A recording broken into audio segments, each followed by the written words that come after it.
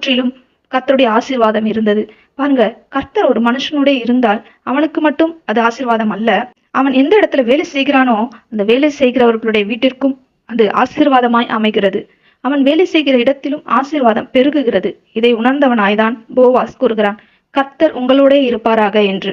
கர்த்தர் யோசேப்போட இருந்தார், அவன் செய்கிற யாவையும் கர்த்தர் வாய்க்க பண்ணுகிறார் என்று பார்க்கிறோம். பாருங்க, எப்படிப்பட்ட மேலான வார்த்தையை போவாஸ் அறுக்கிறவர்களை பார்த்து கூறுகிறான். அவன் வயலுக்கு வந்து, இன்றைக்கு யாரெல்லாம் வந்திருக்கிறார்கள், யாரெல்லாம் வரவில்லை, சரியான நேரத்திற்கு வந்தார்களா, யார் தாமதமாக வந்தார்கள் என்றெல்லாம் தேவையில்லாத பேச்சுகளை முதலில் பேசாமல் தன்னிடத்தில் வேலை செய்கிறவர்களை ஆசீர்வதிக்கிறான். ஆனால் பொதுவாக உலகத்தில் நாம் இதைதான் காண்கிறோம். யார் வந்தாங்க, யார் வரல, எப்ப வந்தாங்க, ஏன் வரல, இதெல்லாம் கேட்கக்கூடிய கேள்விதான், கேட்க வேண்டும் தான், இல்லை என்று சொல்லவில்லை.